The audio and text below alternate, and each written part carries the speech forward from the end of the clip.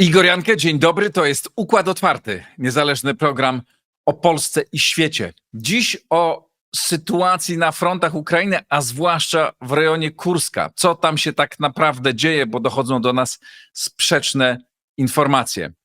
Bardzo dziękuję wszystkim patronom, którzy wspierają Układ Otwarty. To jest niezwykle ważne i bardzo Państwu za to dziękuję, bo dzięki Wam ten program istnieje. Dzięki tym środkom mogę pomóc, mogę utrzymać ludzi, z którymi współpracuję i którzy pomagają mi w przygotowaniu tego programu, więc bardzo serdecznie dzięki.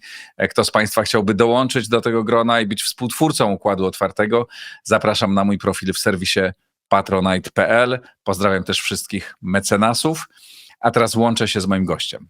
A oto mecenasi Układu Otwartego. Casa Playa, lider na rynku nowych nieruchomości w Hiszpanii. Casa Playa to agencja nieruchomości, która wspiera Cię na każdym etapie zakupu. Kliknij link w opisie i pobierz darmowy PDF z przewodnikiem zakupu krok po kroku. Oanda TMS Brokers, dom maklerski oferujący możliwość inwestycji w instrumenty z całego świata, a także analizy, które pomogą Ci zrozumieć, co dzieje się na rynkach. Kliknij link w opisie.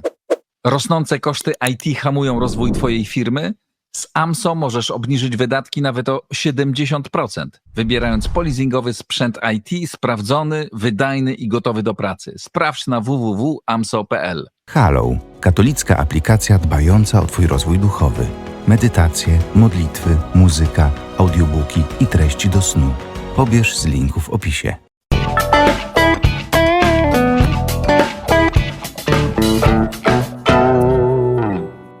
Pułkownik Piotr Lewandowski. Dzień dobry, panie pułkowniku. Dzień dobry, panie redaktorze, dzień dobry państwu. Zacznijmy od Kurska. Co tam tak naprawdę się dzieje? Bo niedawno słyszeliśmy, że prezydent Stanów Zjednoczonych prosił prezydenta Rosji, żeby ocalił życie ukraińskich wojskowych, których armia rosyjska miała otoczyć, którzy już byli bliscy do tego, żeby zostać wymordowani i pokonani, a potem dochodziły informacje, że oni niekoniecznie byli wcale otoczeni. Więc spróbujmy najpierw wyjaśnić, co tam tak naprawdę się działo i dzieje, zwłaszcza w rejonie Kurska. Oczywiście informacje są nie tyle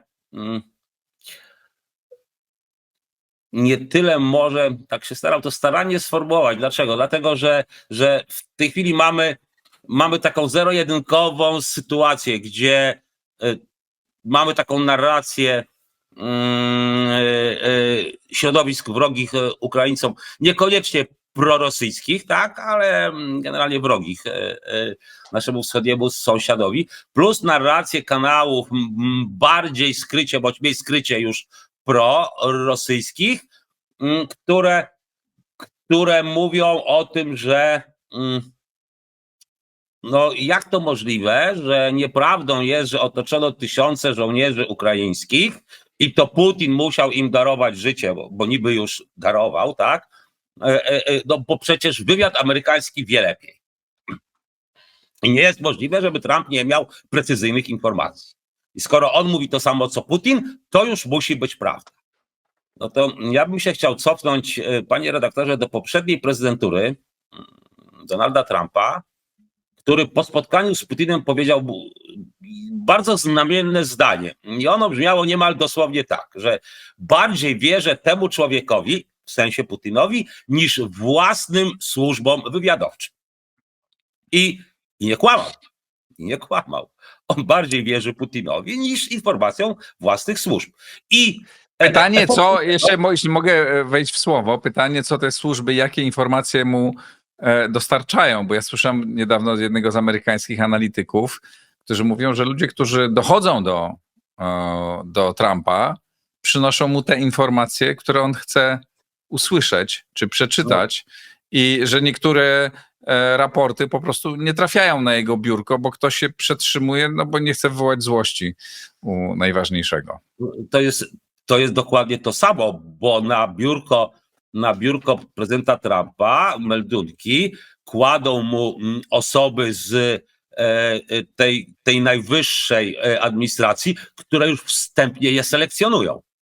No i skoro oni wiedzą, co Trump chciałby dostać i mówiąc dokładnie, bo gdyby on dostał jasno napisaną informację, tak, że tak, popartą zdjęciami satelitarnymi, popartą działaniami czyli Human Intelligence na Ukrainie, czyli osobowych źródeł informacji, bo przecież Rosjanie tam mają też osobowe źródła informacji i to całkiem dobrze rozbudowane. I gdyby on dostał taki raport, no to raczej by nie negował. Właśnie rzecz w tym, że on jeżeli nawet dostanie to nie poparte rzetelnymi informacjami, bo ich nie chce. Tak naprawdę, bo jest człowiekiem, który jeżeli fakty nie są zgodne z jego wizją rzeczywistości, to tylko gorzej dla faktów. Zresztą wielokrotnie, panie redaktorze, byliśmy świadkami wypowiedzi typu migranci zjadający psy Amerykanom, prawda, i tak dalej, i tak dalej. No dobra, a co się dzieje, to niech pan nam powie, co się dzieje w Kursku. Tak, wróćmy do obwodu kurskiego. No i teraz no tak jak gdyby ja musiałem trochę taką dygresję podać, dlaczego analitycy w Polsce zajmujący tym się, tacy starający się jednak w miarę obiektywnie tą rzeczywistość komentować. Oczywiście część z nich jest bardziej proukraińska, część bardziej prorosyjska. W takich konfliktach tak naprawdę obiektywizmu jako takiego nie ma, no bo trudno o takowy, ale jednak staramy się go zachować. I teraz, no skoro Putin powiedział okrążeni, Trump powiedział okrążeni, mówimy nie. Dlaczego? Dlatego, że z analizy ruchów wojsk, czyli postępów rosyjskich, ruchów wojsk ukraińskich, a jest dostęp do zdjęć satelitarnych, bo je można sobie po prostu wykupić komercyjnie i bazując na nich, z geolokalizacji filmów, które się pojawiły,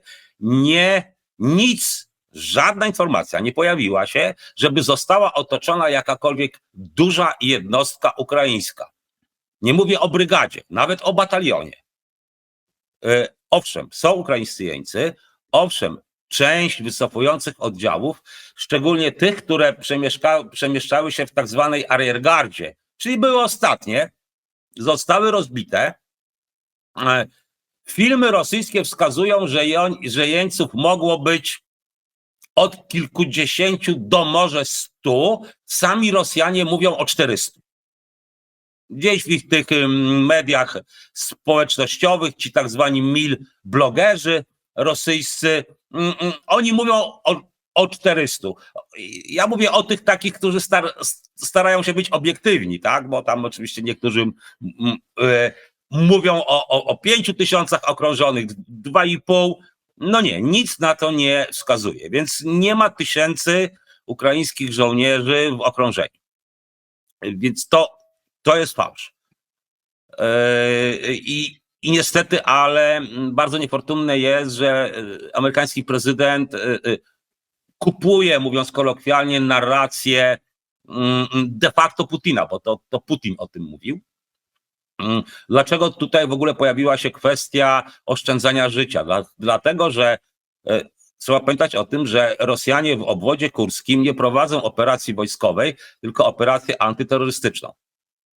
Od początku Kreml określił tą operację nie jako część specjalnej operacji wojskowej, tylko to jest osobna operacja antyterrorystyczna, czyli traktują uderzenie wojsk ukraińskich na swoje terytorium jako akt terroru. Czyli oni uderzają na terytorium Ukrainy, to jest specjalna operacja wojskowa, czyli porządkowa, ale kiedy Ukraińcy uderzają na ich terytorium, to jest akt terroru. No ale to jest normalne dla takiej binarnej narracji Kremla. Ale z czym się wiąże to? Z jakimi konsekwencjami? No skoro ci, którzy tam wkroczyli, są terrorystami, to oznacza, że nie dotyczy ich międzynarodowe prawo humanitarne konfliktów zbrojnych. Czyli nie mają statusu jeńca. No i stąd ta narracja o darowaniu życia. No tak. Oczywiście Putin powiedział, że tak, on daruje. I teraz co się wydarzyło? Ale i tak łamią te wszystkie konwencje Myślę, we że wszystkich tak, innych mamy. miejscach, więc to nie ma specjalnie Tak, znaczenia. mamy liczne filmy rosyjskie publikowane u nich, więc to nie propaganda ukraińska o licznych egzekucjach, tak, mordach. No mamy mniej filmów o torturach, tak, bo jeszcze kiedyś dodatkowo mieliśmy bardzo brutalne filmy, tak, z oślepianiem, z dekapitacją, no mniejsza już z tym o szczegóły. I teraz co wydarzyło się? Mamy narrację, jak wygląda narracja, powiedzmy sobie, prorosyjska. Ona wygląda tak, że w pewnym momencie przez rurę, operacja rura, czyli nieczynny obecnie gazociąg przyjaźń i tam przeszły setki, tam finalnie pojawiło się nawet ponad 800, tak? Ponad 800 superkomandosów rosyjskich, którzy uderzyli na ukraińskie tyły, tak? Równocześnie nastąpiło uderzenie na logistykę ukraińską i tak dalej.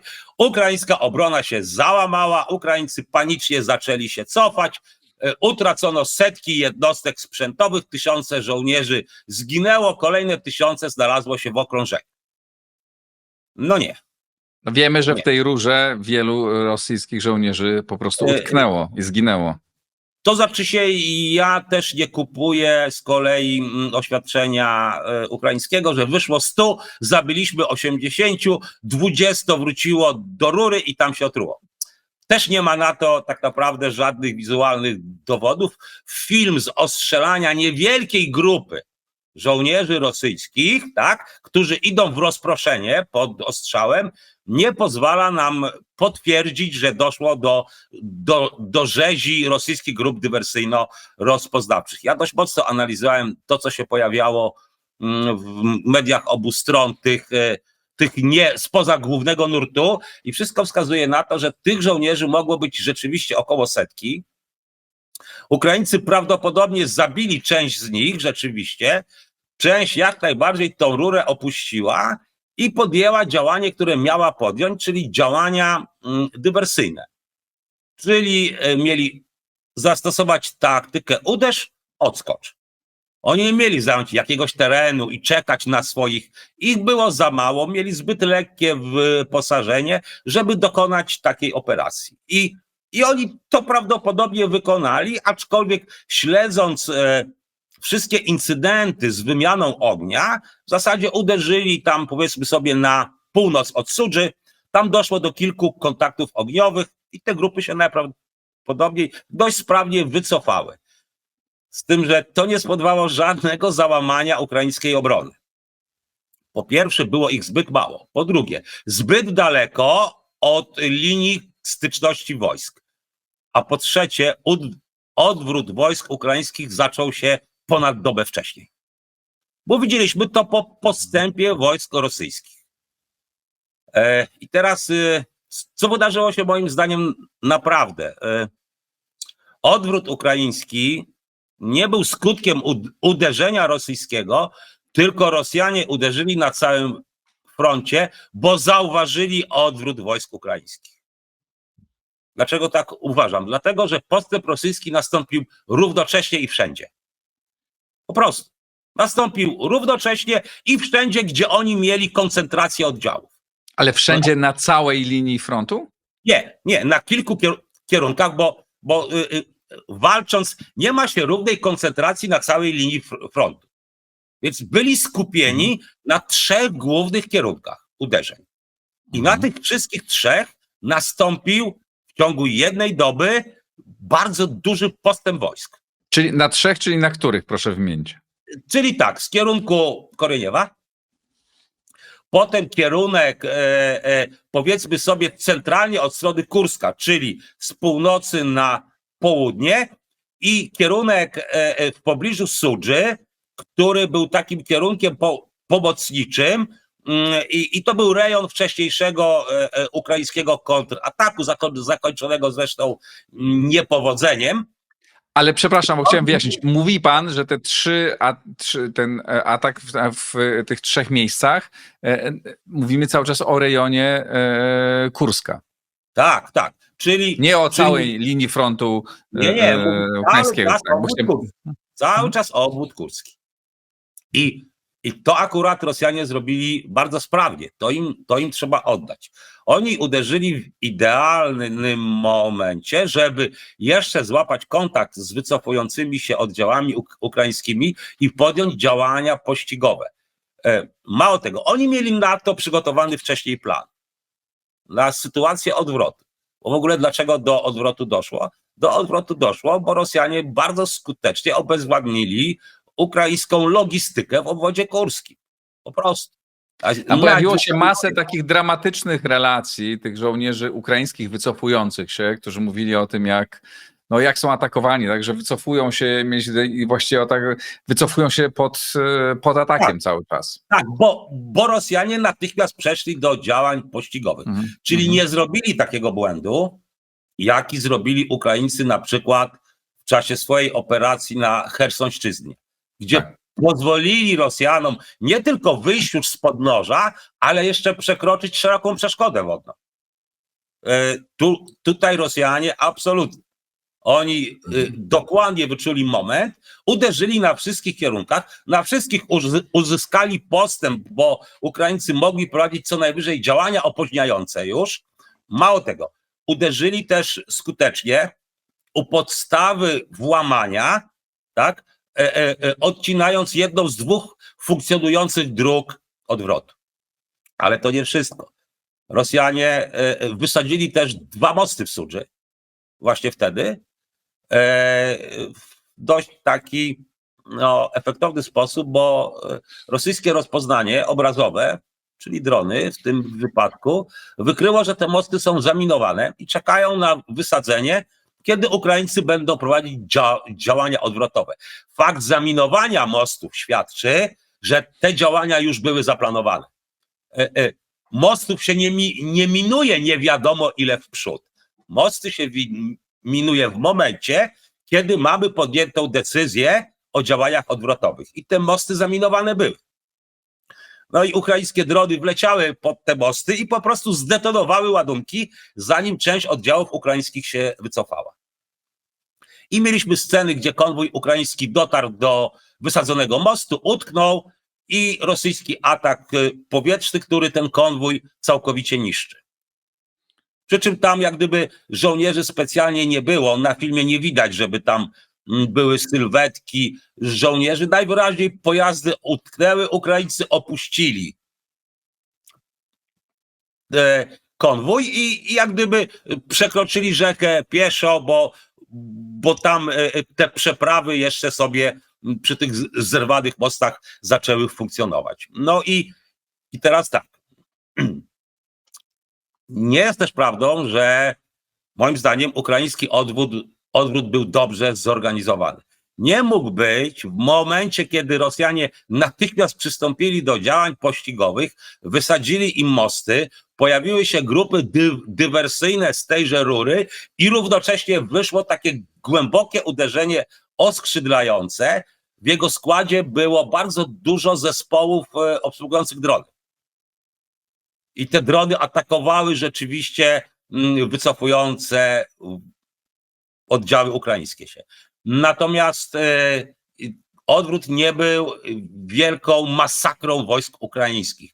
Gdzieś mi mignął jakiś taki prorosyjski kanał nawet, kiedy jakiś specjalista opowiadał na nim, jak to ci rosyjscy komandosi, notabene komandosi jest bardzo umownym pojęciem, bo z tego co wiemy, to tą rurą przemieszczali się żołnierze z jednostki weterani, z tak zwanego Legionu Ochotniczego Rosji, czyli to są ex-wagnerowcy służący obecnie w siłach regularnych rosyjskich i to byli prawdopodobnie czeczeńscy specnazowcy z Achmatu, z tego co wiem.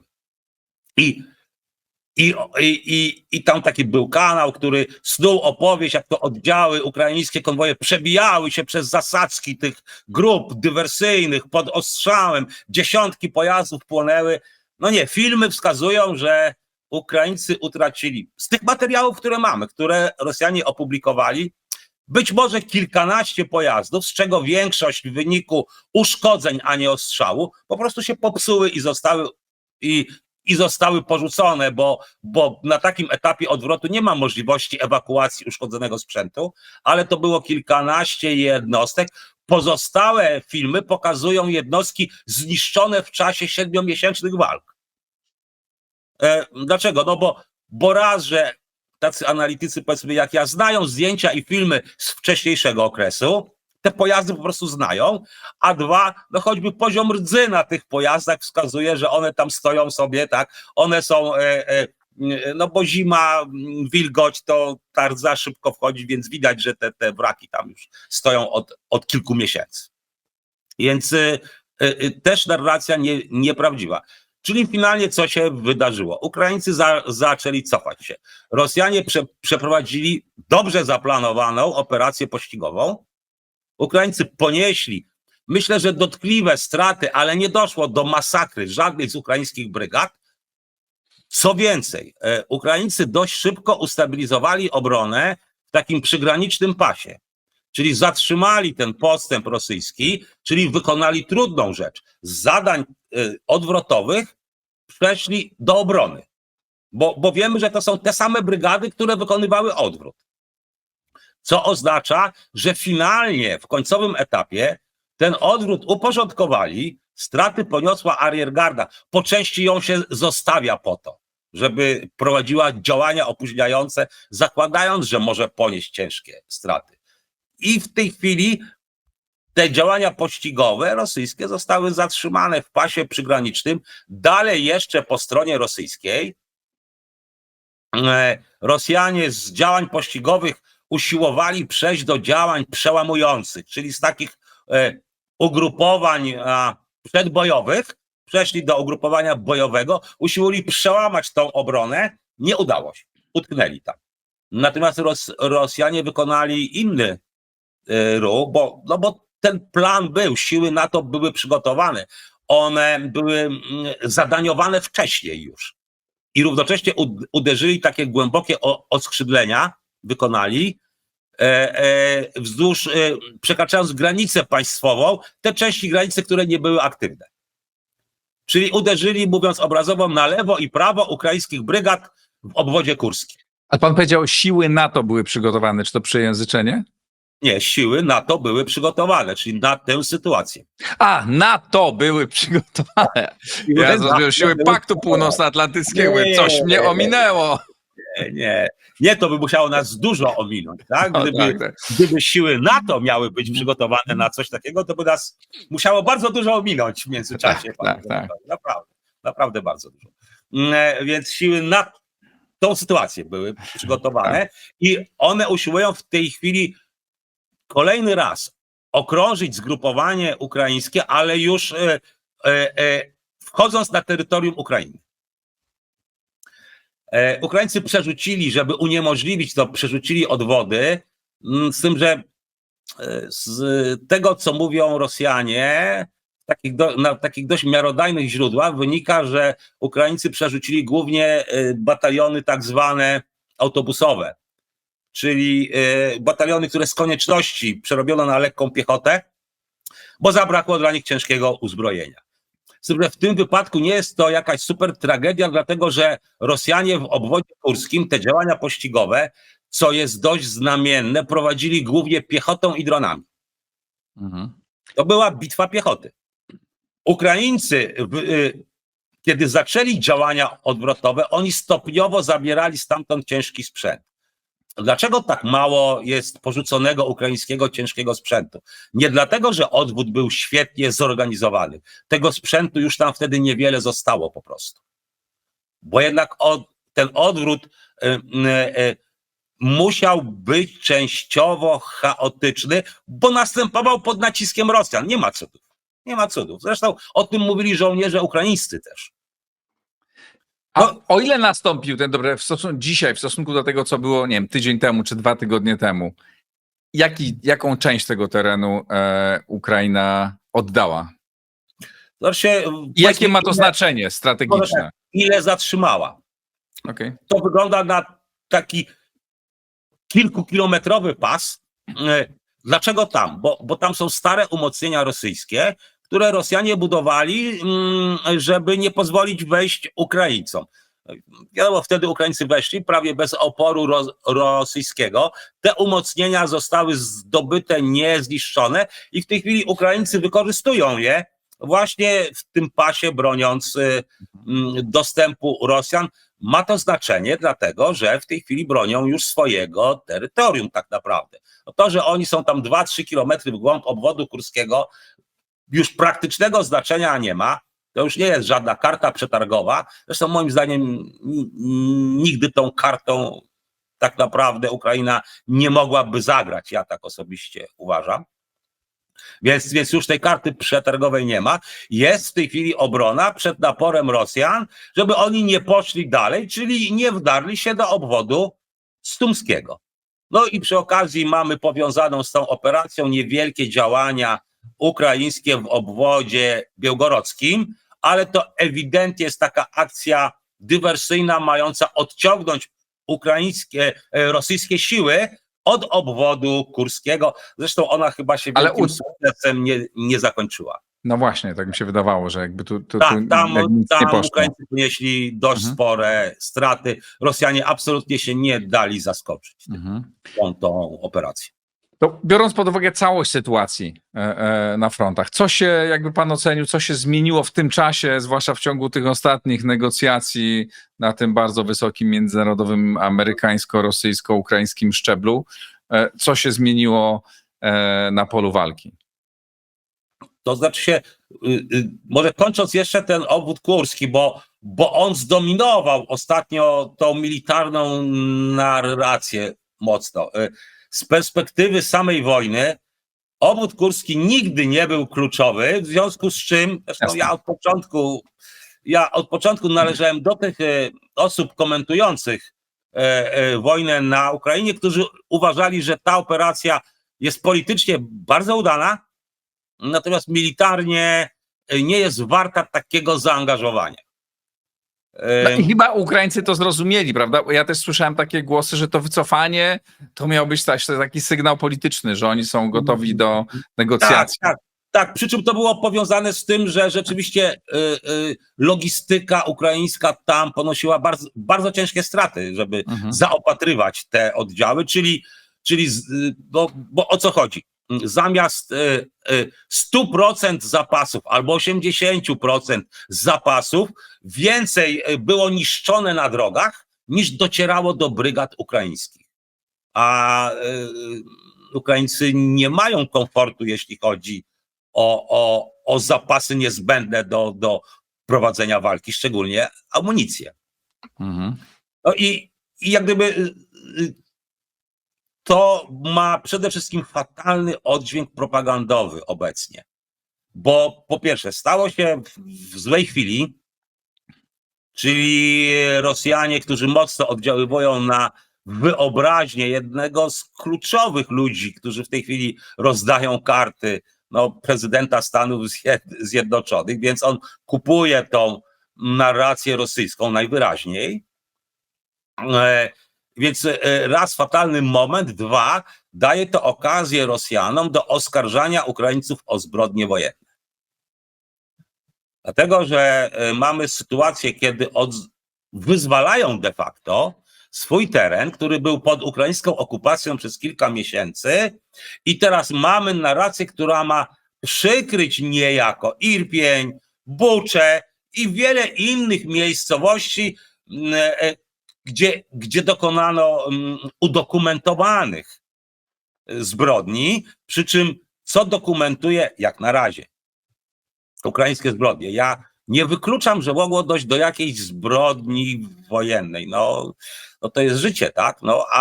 Ale na razie żadnych dowodów nie ma. To są wypowiedzi losowych osób, przy czym takie mało spójne jeszcze. No i tam też pojawiły się takie relacje, nawet wyłapano relacje tych samych osób, że jakaś kobieta mówiła, że Ukraińcy są dla niej dobrzy i wszystko jest fajnie, a potem ta sama kobieta, jak przyszli Roscy, mówili, że nie, tu bili, gwałcili i tak dalej, więc to w ogóle odłożył na bok. Bardziej mnie interesuje... Ale o co chodzi?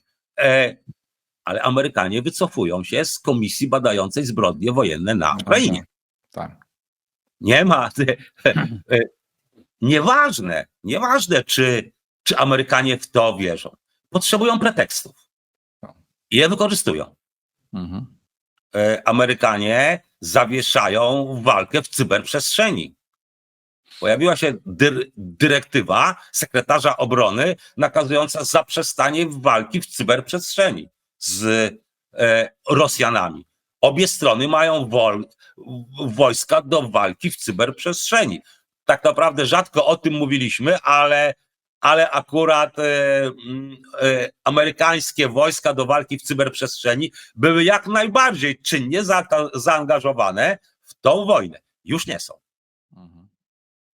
Prawda? No tak, a właśnie, to porozmawiajmy chwilę o tym. Znaczy, po pierwsze, gdyby pan mógł teraz rozszerzyć tą kamerę, odsunąć i pokazać całą linię frontu, co się dzieje na pozostałych odcinkach, już może nie tak super szczegółowo, prawda, ale czy tam dalej Rosjanie się posuwają, czy tak naprawdę to stoi w miejscu i czy coś się zmieniło w stosunku do tego, co było miesiąc temu? Tak, no ja chciałem ten kurs właśnie szczegółowo, żeby pokazać, jak gdyby trudno jest docierać do rzeczywistości tu w takich sytuacjach i jak łatwo jest kupić jakiś tam przekaz. Okej. No to sobie idźmy, jak zaczęliśmy obwód kurski, dalej mamy obwód charkowski i tam mamy 2 odcinki, czyli 2 oddzielne operacje. Jedna operacja to jest taki najnowszy odcinek walk, którzy otworzyli Rosjanie jeszcze w zeszłym roku i to było uderzenie z północy bezpośrednio na Charków, zatrzymane skutecznie przez Ukraińców, czyli to jest gdzieś tam odcinek między ruinami miasta Wowszańsk a wioską Chlibokie i ten odcinek frontu jest zupełnie nieaktywny, czyli obie strony nie mają sił, żeby zbudować tam jakąkolwiek przewagę. Czyli mamy walki pozycyjne, ale mamy też obwód charkowski, gdzie walki toczą się wzdłuż takiej linii północ-południe i tam jak gdyby główną linią, osią walki jest rzeka Oskoł. Niedosłownie co prawda, bo Ukraińcy są na wschodnim brzegu rzeki nadal. To jest wynik tej jeszcze starej ukraińskiej ofensywy w obwodzie charkowskim, tej takiej, która była najbardziej spektakularna, jeśli chodzi o zdobycze terenowe. I tam Rosjanie kontynuują ofensywę z taką myślą, żeby doprowadzić do otoczenia sił ukraińskich, które za plecami de facto mają rzekę. No i udało im się rozciąć to rosyjskie ugrupowanie na pół, udało im się sforsować rzekę Oskoł w rejonie wioski Dworiczna, to jest tam na północ od Kupiańska, głównego miasta w tym obszarze, ale w zasadzie to są jedyne rosyjskie sukcesy, a tam walczą dość elitarne jednostki rosyjskie, między innymi jedyna rosyjska armia pancerna, czyli pierwsza gwardyjska i tam to powodzenie ewidentne, wyraźne, ale bez skutków na poziomie strategicznym, tak? Poziom operacyjny był ograniczony, a taktycznie front stoi już tam od dłuższego czasu. Czyli w tej chwili zdolności rosyjskie na tym odcinku zauważalnie wyczerpane. No dalej mamy Toreck, rejon bardzo ciężkich walk miejskich, gdzie obie strony rzuciły takie dość elitarne formacje, bo po stronie ukraińskiej walczyli żołnierze z 3. Brygady Szturmowej Azowa, uważanej za jedną z najskuteczniejszych, słusznie zresztą, jednostek ukraińskich, notabene obecnie rozwijanej do korpusu, co jest też ciekawostką. Po rosyjskiej stronie walczyli spadochroniarze z WDW i operatorzy wojsk specjalnych, czyli rosyjski specnaz. Walczyły co najmniej 2 pułki piechoty zmotoryzowanej, bardzo zacięte walki, budynki niszczone dosłownie wszelkimi dostępnymi sposobami, włącznie z tym, że żołnierze podkładali miny przeciwpancerne, te budynki wysadzali. Rosjanie 3 razy ogłosili, że Toreck zdobyli i nadal tam się toczą walki. Dlatego, że to nie to, że Rosjanie kłamali. Oni rzeczywiście większość miasta opanowali, tylko nie są w stanie go kontrolować. Czyli co chwila tam wracają oddziały ukraińskie i odzyskują część miasta. I tak ta sytuacja tam wygląda. Przy czym Rosjanie stamtąd przedwcześnie wycofali część wojsk i w tej chwili mają problemy, żeby kontrolować miasto. Dalej mamy Czasów Jar, chyba najbardziej epicką bitwę tej wojny po Bachmucie. Przy czym Bachmut był taką rzeźnią obustronną, Czasów Jar, obie strony już walczą trochę inaczej. Rosjanie głównie dlatego, że już nie mają wagnerowców, których mogli tam zmielić, a Ukraińcy dlatego, że ich nie stać już na takie straty, jakie ponieśli w rejonie Bachmutu. Natomiast Rosjanie zaangażowali tam olbrzymie siły. Przez jakiś czas był to ich główny kierunek uderzenia. Obecnie większość Bachmutu już kontrolują, natomiast dalej nie są w stanie przejąć kontroli nad całością miasta. Natomiast to nie jest obecnie główny kierunek uderzenia rosyjskiego, bo główny kierunek uderzenia to jest od wielu miesięcy Pokrowsk i to jest najbardziej ciekawa rzecz, mianowicie w zasadzie od kilku tygodni Rosjanie prawie nie odnotowali tam znaczących postępów. Mało tego, na południe od Pokrowska Ukraińcy przejęli inicjatywę. I wydaje się, że armia rosyjska nie to, że utraciła zdolności, bo to by wskazywało, zaraz Ukraińcy przejmą inicjatywę na głównym kierunku działań całkowicie. To raczej się nie wydarzy, natomiast ewidentnie Rosjanie wyczerpali zasoby na ten etap operacji. Wszystko na to wskazuje, czyli będą potrzebowali zapewne 2 miesiące, myślę, tyle im to z reguły zajmuje, żeby zdolności odtworzyć i przystąpić do kolejnej fazy operacji w kluczowej części frontu, czyli centralny Donbas.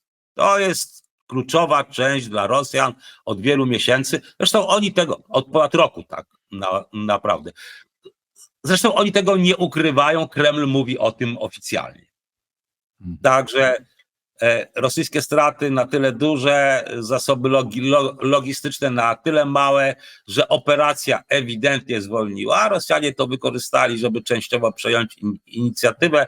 Zapewne Rosjanie wrócą za 2 miesiące, niekoniecznie na tym samym kierunku, bo może nastąpić w międzyczasie przegrupowanie sił i tak naprawdę ten front od Pokrowska, on się ciągnie aż po Wielką Nowosyłkę, czyli granicę z obwodem zaporowskim, gdzie Rosjanie po takiej dużej operacji dosyć zdobyli tą wioskę, ale też zostali obecnie zatrzymani. Czyli ten główny obszar walk, Donbas, brak postępów rosyjskich od kilku tygodni wskazuje, że Rosjanie przechodzą zapewne do kolejnego etapu operacji, a to wymaga przerwy. No, a wszyscy mówią o tym, że już Ukraina jest wyczerpana, że już jak Amerykanie zwalniają, wstrzymują tę pomoc, tak, no bo wstrzymują, potem ją odblokowali, no ale że są w bardzo złej sytuacji. No z tego, co pan mówi, no to już jest, sytuacja nie jest dobra, tak, ale ta sytuacja nie jest tak dramatyczna. Spróbujmy rozważyć 2 scenariusze. Jedna, ta pomoc jest kontynuowana mniej więcej w takim wymiarze jak do tej pory. Do czego ma potencjał w tej sytuacji Ukraina? Biorąc pod uwagę to, że no, zwiększyła bardzo produkcję dronów, tak, z tego co słyszymy, rozmaite, bardzo ciekawe informacje docierają o ich własnych zdolnościach produkcyjnych, no ale mają kłopoty z ludźmi. A druga wersja, ta pomoc jest kompletnie wstrzymana. Jak pan uważa, jak długo Ukraina w tej sytuacji jest w stanie się dalej bronić? To znaczy tak, bo może trochę doprecyzujmy. Rosjanie byliby w stanie kontynuować dalej operację zaczepną. Tylko przy dużym wyczerpaniu oddziałów, przy dużych brakach logistycznych, straty by im zaczęły jeszcze bardziej skokowo rosnąć. No, Rosjanie tego zrobić nie chcą. Więc chcą odtworzyć zdolności i uderzyć być może na dotychczasowym, a być może na zupełnie nowym kierunku, starając się zaskoczyć operacyjnie Ukraińców. Ale rozumiem, że Ukraińcy również przygotowują się do tego i tak. budują swoje zdolności obronne. Sytuacja armii ukraińskiej, no bo dramatyczna czy nie dramatyczna, tego pojęcia w języku wojskowym nie ma. Więc ja to powiem z pozycji wojskowej. Jest zła. Ewidentnie jest zła. Czy ona się polepszy przez 2 miesiące? W znikomym stopniu. Czyli te 2 miesiące Rosjanie odtworzą zdolności szybciej niż Ukraińcy, moim zdaniem. Natomiast plus jest taki, że na Ukrainę powinna napłynąć amunicja przeciwpancerna, broń piechoty, być może jakieś kolejne zestawy przeciwlotnicze, być może artyleria. Mają czas na szkolenie ludzi, no ale niestety ludzi, których tak naprawdę przymusem wcielili do armii, więc Ukraina też to wykorzysta, natomiast w relatywnie krótkim terminie to się bardziej opłaca Rosji. Gdyby to była perspektywa dłuższa, kilkumiesięczna, to by rzeczywiście to się bardziej opłacało Ukraińcom niż Rosji. Bo Rosjanie skokowo wzmocnią zdolności na krótki czas, w krótkim czasie. Ukraińcy odwrotnie, gdyby mieli więcej czasu, to szybkość odtwarzania Rosjan by z upływem czasu słabła, Ukraińców rosła. Więc dla Ukraińców lepszy byłby dłuższy okres niż krótki. Robią to po prostu wolniej. Najzwyczajniej w świecie. Ale w tym samym czasie Ukraińcy mogą się fortyfikować i tym samym utrudniać dalsze działania Rosjanom. Tak, tylko że Ukraińcy dalej mają z fortyfikowaniem problem. Na czym polega ten problem? No, polega na tym, że fortyfikacje nie zawsze są budowane adekwatnie do sytuacji, to raz. 2, dalej nie ma jakby przymusu, bo Kijów go nie egzekwuje, no bo dobrze byłoby, gdyby to po części robiły cywilne firmy. Cywilne firmy nie wchodzą w przyfrontowy rejon walk, a ukraińscy saperzy mają ograniczone zdolności. Dlatego mówię, gdyby było zawieszenie broni, no to nikt by do tych firm cywilnych nie strzelał. I one by mogły wejść i fortyfikować. A tak to, że Rosjanie mają przerwę, nie znaczy, że nie będą tłukli po budujących fortyfikacje firmach czy saperach. Ale jest też jedna kwestia.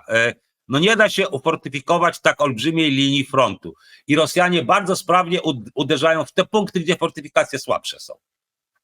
W kwestii produkcji dronów, o czym pan redaktor wspomniał, no niestety, ale Rosja w tej chwili nie ustępuje Ukrainie, jeśli chodzi o zdolności uzupełniania dronów na froncie. Rosja 10-krotnie zwiększyła swoje zdolności produkcyjne bo często słyszę, że ale Rosja potrzebuje 5, czasem 10 lat, żeby odtworzyć swoje zdolności. Niekoniecznie. Ta wojna zbudowała zupełnie nowe zdolności, których Rosja nie musi odtwarzać, a wręcz przeciwnie, ona je w tej chwili błyskawicznie rozwija. Między innymi zdolności, jeśli chodzi o uderzenia dronami. I drony nie są cudownym remedium na wszystko, ale są obecnie jednym z kluczowych elementów decydujących o walce. Nie tylko ze względu na straty, które powodują. Ja wielokrotnie słyszałem od żołnierzy ukraińskich szkolących się w Polsce, że pojawienie się drona wśród mało doświadczonych żołnierzy powoduje absolutną panikę. Nieważne, czy jest to dron wroga, czy swój. Nie są w stanie odróżnić. Jest to przerażające uczucie. Zaczyna brzęczeć dron. Operatorzy dronów zarzucają internet, rosyjscy i ukraińscy, filmami z efektów ataków. Dlaczego? No nie dlatego, że nurzają się w okrucieństwie, tylko jest to część wojny psychologicznej, która pokazuje nieuchronność śmierci zadawanej przez dron, przy czym ta śmierć jest często ogromnie bolesna. Pamięta pan redaktor filmy ze zbliżeniami urwanych rąk, rozprutych brzuchów, gdzie ludzie jeszcze żyją? Albo filmy, kiedy żołnierz woli się zastrzelić, kiedy się pojawia dron, woli sam się zastrzelić, niż czekać na atak drona.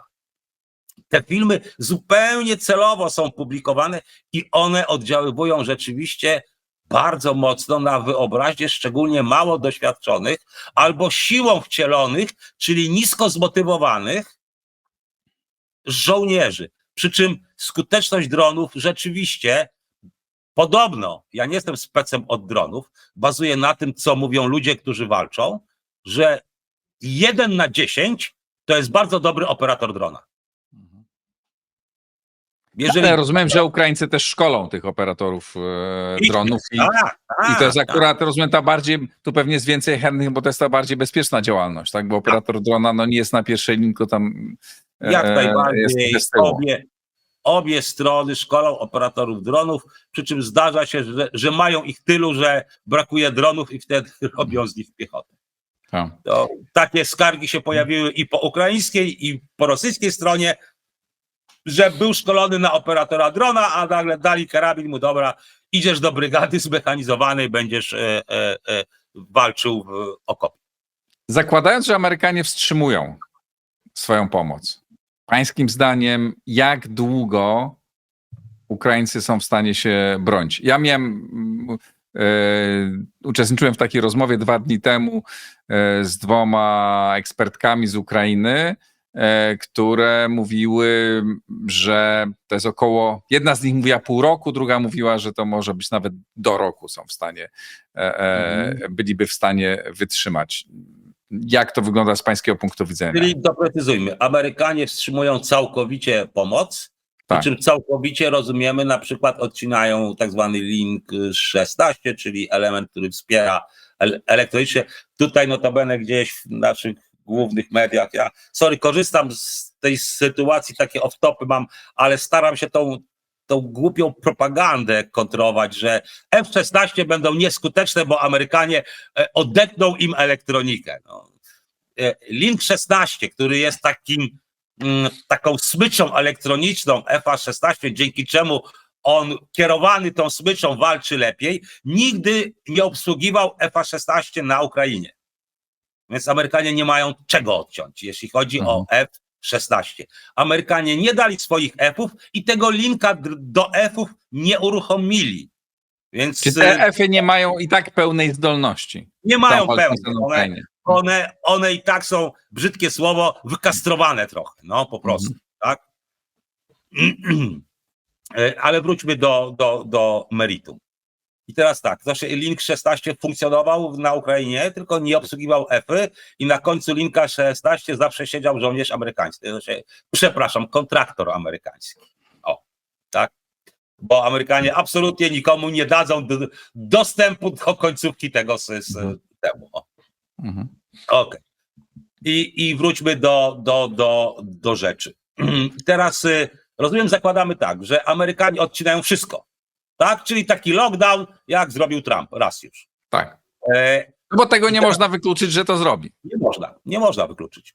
I teraz tak, pytanie, żeby odpowiedzieć na to pytanie, trzeba by wiedzieć, co zrobi Europa. Czyli jeżeli Europa będzie na tym samym poziomie, co obecnie, wspierać Ukrainę, to moim zdaniem Ukraina spokojnie pół roku wytrzyma. Tak, czyli to spokojnie, no, to wojna jest, oni będą mieli niedobory większe, no, może niespokojnie. Że będą ginąć, tylko że nie padną. Ale czy wtedy zakładać po tym pół roku, co oni padną zupełnie? Niekoniecznie, bo to wymusi po pierwsze na Ukrainie zainwestowanie w pewne zdolności własne, po drugie pół roku da czas Europie, żeby zaplanować,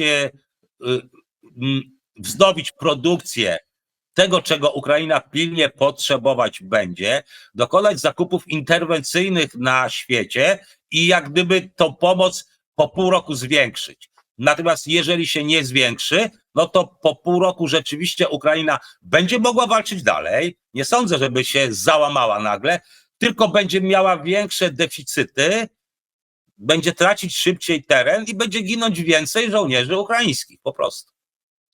A co Europa jest w stanie, no biorąc pod uwagę to, co ma i to, co słyszymy, prawda, gdzie zwiększa produkcję, gdzie zwiększa wydawanie pieniędzy, no nie jesteśmy w stanie przewidzieć woli politycznej, tak, no bo to, Tak, no ale mając pod uwagę to, co jest dostępne, no i zakładając, że wola jest i może się zwiększać, co Europa jest w stanie dostarczyć Ukrainie w razie takiego, jak pan powiedział, lockdownu amerykańskiego i o ile to jest w stanie zwiększyć realne zdolności Ukrainy do dalszej walki?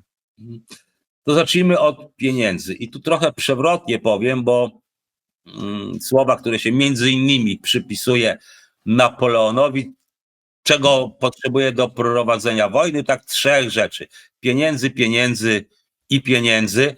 Tu nie do końca funkcjonuje, bo pieniądze jako takie nie walczą, a nie bardzo jest w tej chwili co za nie kupić. Dlatego, że No właśnie, nie ma produkcji, tak? Tak, znaczy jest, tylko że w tej chwili Europa, Niewystarczająca. tylko tak, ale jeszcze mało tego, w tej chwili ruszyły kontrakty normalne z europejskich państw do fabryk zbrojeniowych europejskich. I dlaczego mówię, jak trudno jest ten czas określać? Bo jeżeli państwa zachodnie wspierające Ukrainę powiedzą, że okej, to ja tą amunicję, którą chciałem kupić dla nas, bo się przygotowujemy na przyszłość, to ja poczekam, a niech ją dostaną Ukraińcy. Te transportery opancerzone, które miały pójść dla nas, ja poczekam kolejne 5 lat, ale niech one pójdą dla Ukraińców. W tej chwili mamy kupę kontraktów dla zbrojeniówki francuskiej, niemieckiej, brytyjskiej, ale na potrzeby własne. No i teraz, jeżeli Europa zgodzi się czekać, co wątpię, to Ukraina dostanie tego sprzętu całkiem sporo i ona będzie w stanie walczyć dłużej niż te 6 miesięcy. Jeżeli nie, no to będzie miała tak naprawdę, no mówię, te 6 miesięcy ono jest umowne, bo naprawdę trudno mieć pewność, jakie ruchy konkretne państwa europejskie wykonają, prawda? Ale jest to rozsądny okres, te pół roku. I z tego punktu widzenia, czy gdyby doszło do zawieszenia broni, no czego nie można wykluczyć, że dojdzie, tak? Chociaż na razie, mówiąc szczerze, moim zdaniem nic nie wskazuje na to. Bo wydaje się, że te rozmowy amerykańsko-rosyjskie, być może one coś posuwają w kwestii współpracy gospodarczej amerykańsko-rosyjskiej, co też jest złe dla Ukrainy i dla nas. No ale jeśli chodzi o osiągnięcie jakiegoś zawieszenia broni, no to na razie są bzdury, tak? No, Putin mówi, że nie będzie atakował infrastruktury energetycznej i w zamian za to tej samej nocy robi gigantyczne naloty dronów na budynki cywilne, ludność i tak dalej. Więc tu nic nie wskazuje na to, żeby to było. Ale gdyby, no nie wiem, to się może zmienić, tak? Gdyby zmieniło się to... Jeżeli mogę wejść w słowo, notabene Ukraińcy dokonują też największego od początku wojny dobowego zmasowanego nalotu dronami na rosyjską infrastrukturę. Tak, tak, zaatakowali Moskwę, prawda, niedawno jakimś tam potężnym... Ten atak, który między innymi dotknął Moskwy, to był największy jednorazowy zmasowany atak. To możemy ocenić po ilości dronów, o których Rosjanie mówią, że je zestrzelili bądź obezwładnili. I Rosjanie podali liczbę ponad 340 dronów średniego i dalekiego zasięgu. Mhm. To też pokazuje zdolności Ukrainy potencjalne. Tak, oczywiście. Tak.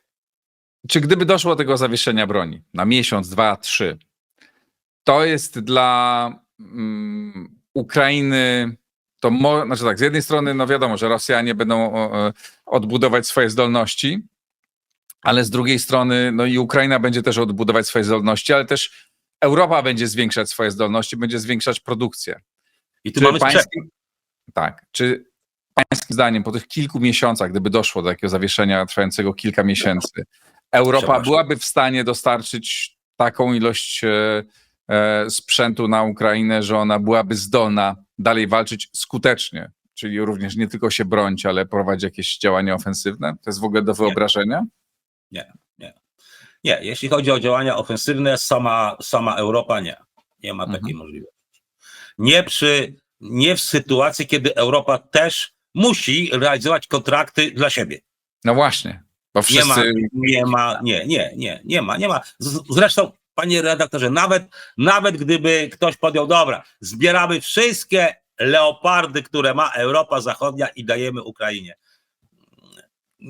Nie ma kogo na te leopardy wsadzić, nie ma kto nimi dowodzić i nie ma dla nich zabezpieczenia logistyki takiej ilości, zdolności amunicji, obsługi tego i tak dalej. Więc rozumiem, że musiał być to sprzęt amerykański. Amerykanie z wielu różnych powodów nie zwiększą pewnie swojej pomocy. na to jest za późno. Nawet gdyby ten sprzęt, czyli nie ma zawieszenia broni, trwa wojna i nagle te amerykańskie czołgi, transportery zaczynają płynąć większą liczbą.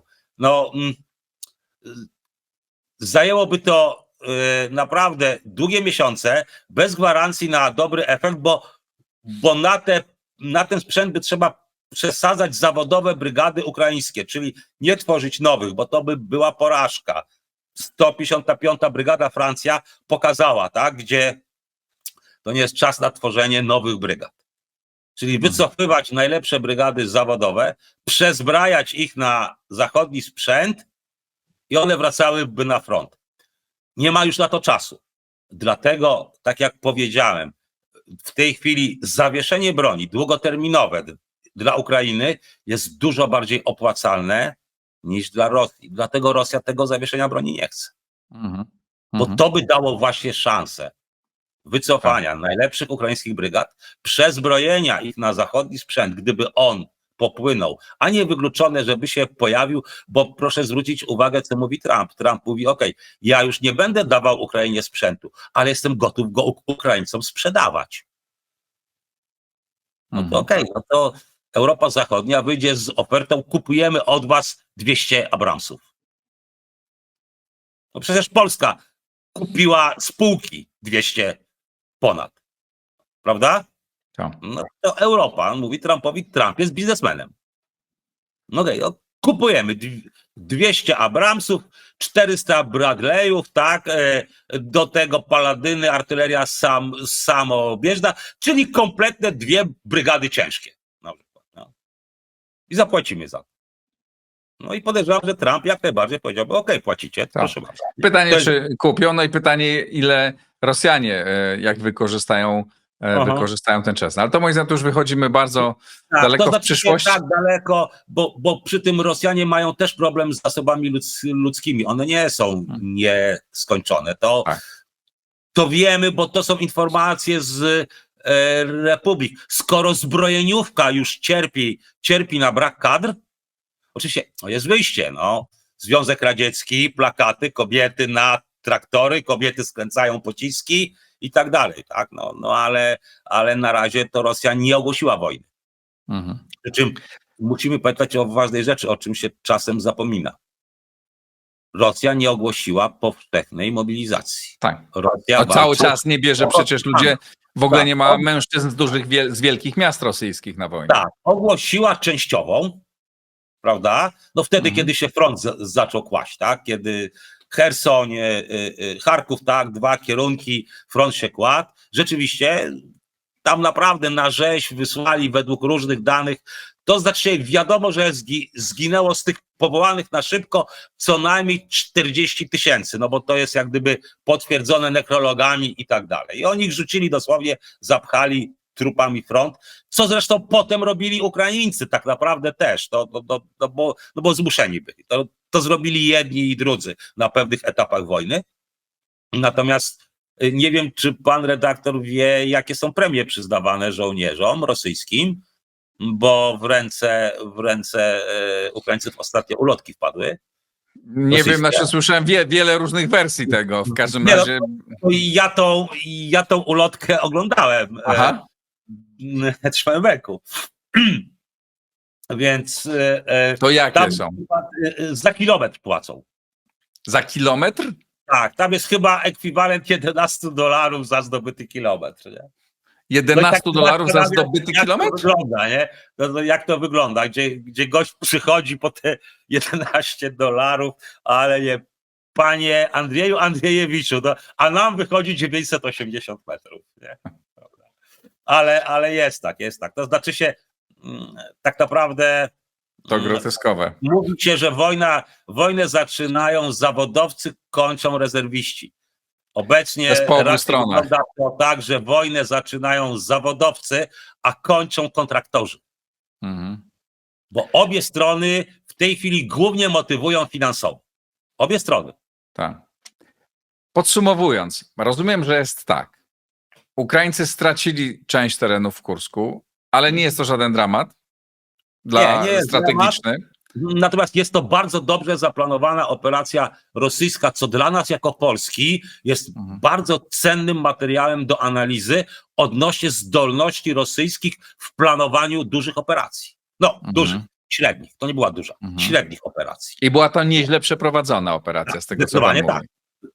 Zdecydowanie dobrze zaplanowana, dobrze przeprowadzona, tyle, że nie wyszło im okrążenie. No. Więc tak, w Kursku, w obwodzie kurskim stracili Ukraińcy trochę, Rosjanie przeprowadzili nieźle zorganizowaną operację, ale nie aż tak spektakularną, jak opowiadał o tym Putin, a Trump mu to powtarza.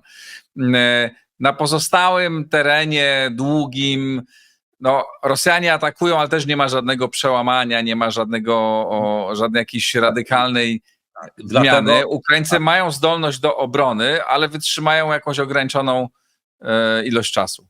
Tak, bo Ukraińcy, bo zasadnicza różnica jednak tkwi w tej chwili w zasobach ludzkich i zdolności odtwarzania sprzętu. Jednak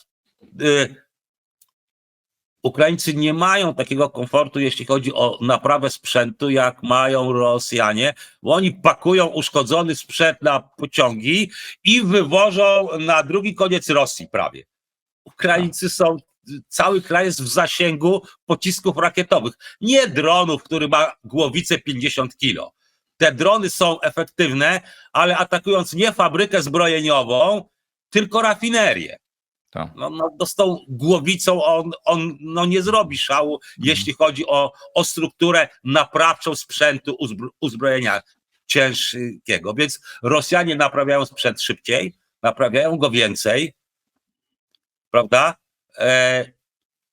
Więc tu zdolności rosyjskie, niestety, ale jestem pesymistyczny, one będą rosły.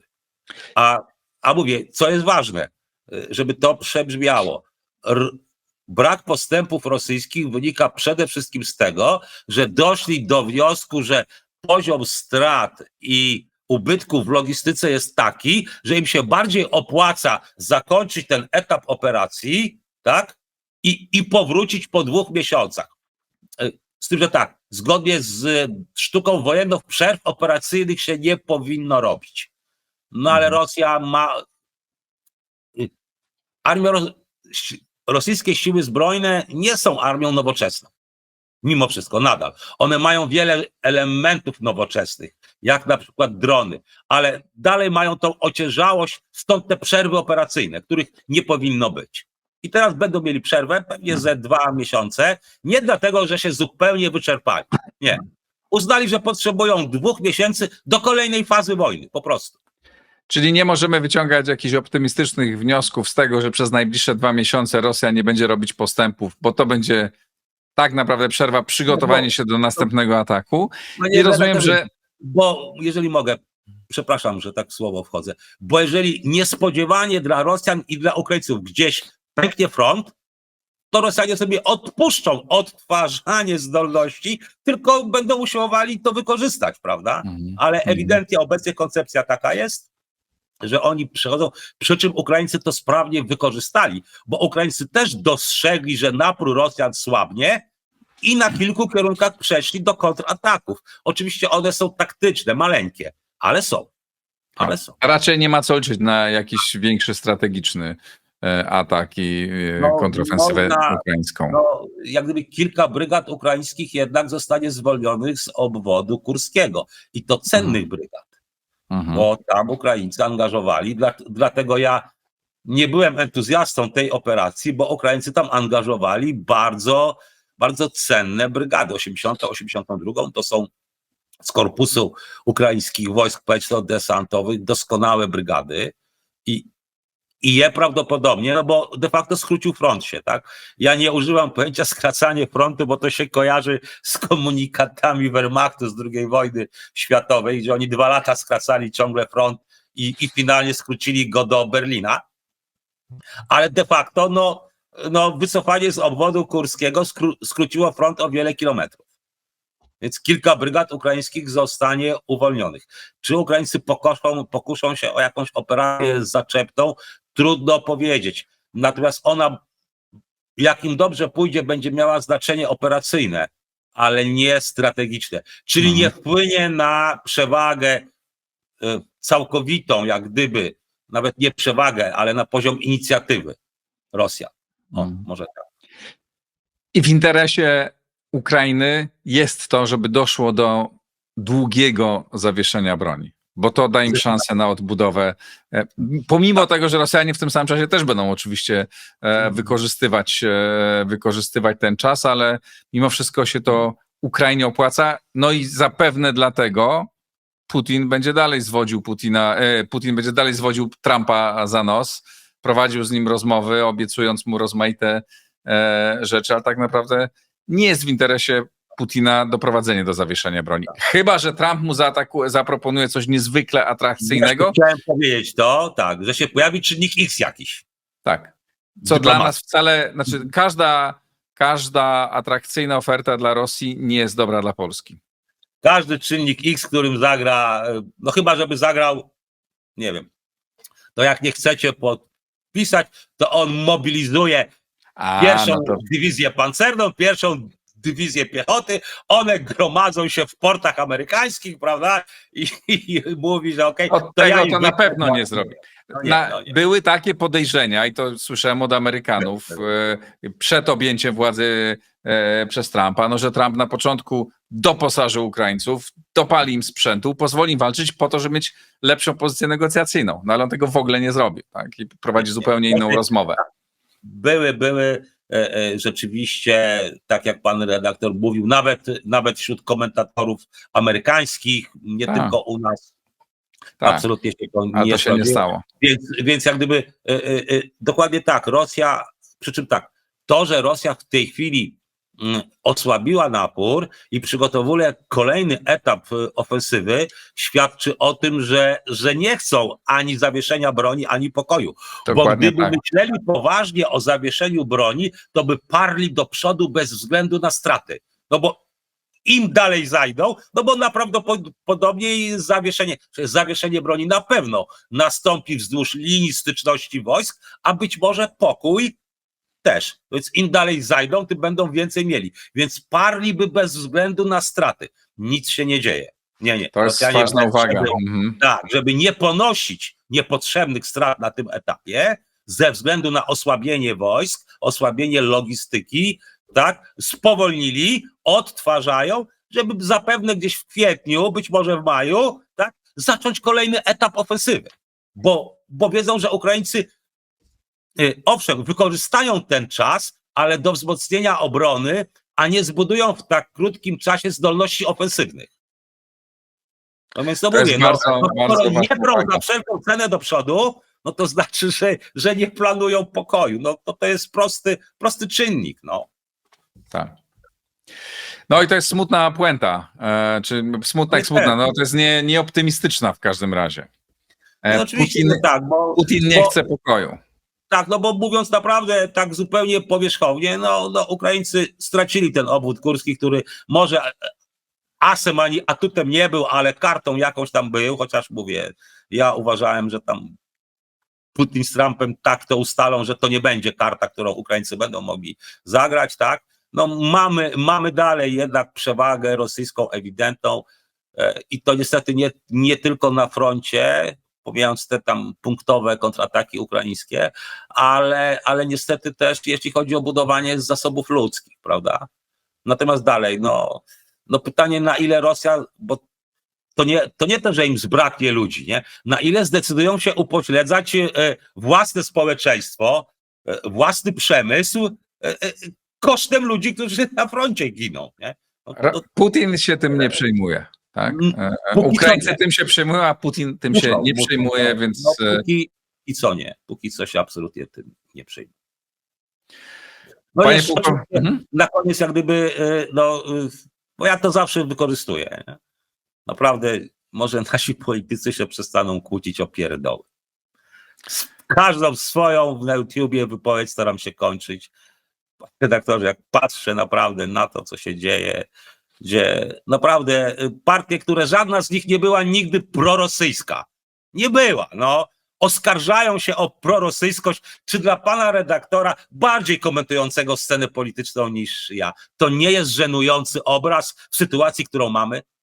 Panie pułkowniku, słowo żenujący jest zbyt delikatne na określenie tej sytuacji. Nie użyję słów, których powinno się użyć, bo nam to YouTube by zawiesił tę transmisję. Oceniam to bardzo, bardzo krytycznie i w sytuacji realnego zagrożenia naszego bezpieczeństwa, naszej niepodległości, to naprawdę jest. I oni to wiedzą, przecież mówią o tym. A jednocześnie kto jest największym wrogiem partii rządzącej? Nie Putin, tylko Kaczyński. A dla Kaczyńskiego największym wrogiem nie jest Putin, tylko jest Tusk. Naprawdę. To jest fatalne. Gdzie dla mnie dramatem jest, gdzie z tych samych ust pada, że bezpieczeństwo Polski jest najważniejsze, tak? Ale warunkiem tego jest wyeliminowanie przeciwnika politycznego w kraju. Wroga, nie przeciwnika. Oni nie mają przeciwników, mają wrogów, śmiertelnych wrogów. I naprawdę ja jestem żołnierz, ja przez lata swoją apolityczność budowałem, co pozwoliło mi taki dystans mieć. Oczywiście, chodzę, głosuję, czyli mam jakieś swoje opinie, tak, ale odsuwam na bok jeżeli chodzi o bezpieczeństwo kraju, najzwyczajniej w świecie po prostu. A naprawdę, czy ludzie, którzy o bezpieczeństwie mówią tylko, ale czy nie widzą tego, że polaryzując społeczeństwo, powodują, że mniej ludzi będzie skłonnych za Polskę walczyć, bo będzie jak rozpętałem II wojnę światową. Rozmowa sierżant Legii Cudzoziemskiej Franek Dolas. O jaką Polskę chce walczyć? A Franek odpowiada, jak to? Przecież jest tylko jedna. A my mamy co najmniej dwie. Albo trzy. A ja też już słyszałem takie głosy od jakiegoś młodego człowieka. Dlaczego ja mam walczyć? O co ja mam walczyć? Jak ci na górze robią to, co robią, to po co ja mam marnować swój czas? To ja stąd wyjeżdżam, tak? To nie jest... Ale to jest narracja. I trudno mu się dziwić, tak? Znaczy to jest... Patrzy na to... Ja się naprawdę coraz mniej, ja byłem mocno krytycznie nastawiony, ale patrząc na to ja się coraz mniej dziwię ludziom, naprawdę, najzwyczajniej w świecie. Ale nie zniechęcajmy, proszę państwa, Polskę te 35 lat... Polska jest jedna, naprawdę. 35 lat z tej zamożności, to do czego doszliśmy, to zrobili obywatele, przedsiębiorcy, pracownicy, wszyscy ciężko pracujący. Politycy trochę pomogli, trochę blokowali. I pomimo polityków my tę Polskę musimy budować i też tę Polskę musimy bronić, bo to jest bo tu są nasze domy i to jest nasz kraj. Tak, budujmy świadomość, że walczymy o nasze domy, rodziny, o nasz sposób życia. Po prostu. I wymagajmy tego od polityków i mówmy to politykom. Teraz chodzicie państwo na spotkania z kandydatami na prezydenta różnymi. Tu ja nie mówię na kogo, nie agituję za nikim. Przekonujcie ich, że to jest nasza wspólna sprawa i mówcie to im. Dokładnie tak. Panie pułkowniku, bardzo serdecznie dziękuję. Dziękuję również. To wszystko w tym odcinku. Napiszcie państwo, co o tym sądzicie. Mam nadzieję, że podzielacie nasz wspólny z panem pułkownikiem pogląd. Trzeba wspólnie bronić Polskę, trzeba budować zdolność do tego, żebyśmy mogli się obronić, a przede wszystkim do tego, żebyśmy mogli odstraszać i żeby nikt nie ważył się spojrzeć w naszym kierunku wrogo i pomyśleć o tym, że można nas zaatakować. To jest do zrobienia i to musimy to wszyscy robić. Bardzo dziękuję. Wspierajcie Układ Otwarty na Patronite, subskrybujcie, oglądajcie. Pozdrawiam serdecznie. Do widzenia.